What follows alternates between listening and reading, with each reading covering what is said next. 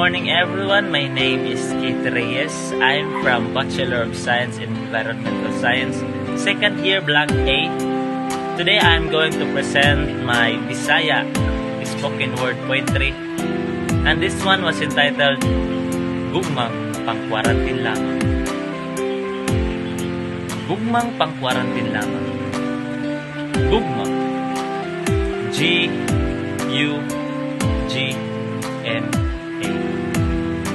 Lima lamang ka mga letra apan daghan na kaayo ang mga nabiktima. Uulami ang mahigugmang kung kini mamahimong tinutlanay. Apan dili kini resulta sa tuma o insaktong pagmahay. Niini nga panahon karon sa pandemya, na kung diin ang nasampit nga balation nahimong epidemya, daghan ang mga nagpatapuson, pandagan sa ang mga nagmasabi. Naay giuyab, pero di ay papilab. Naay gereto, kay kuno mga sweto, kung sa gugma mga eksperto. Naay gihigugma, sulod lamang sa pipila ka mga simana, apan pagkatapos, wala. Natapos sa rasad sa istorya nga, sakto na, dili na ko, magbulag na ta, kay wala na ko'y gana.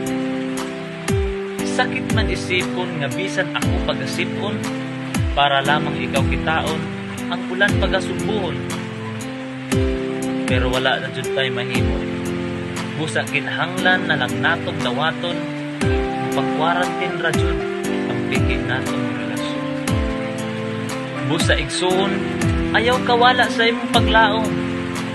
Kay bisan sakit sa dughan nga murag dili jud kayang dawaton. Kay kanang imong gibati mawala ra nga gihapon. Kung kana dili nimo pirmi pagadugtong.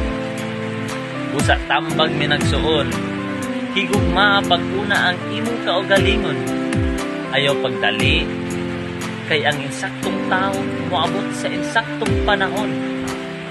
Ayaw kalimot nga naay Ginoo nga labaw makagagahom, nga maoy magpahilom o maoy nagsilbing starter, nga maoy magpasiga sa mga gugma natong nangapunter.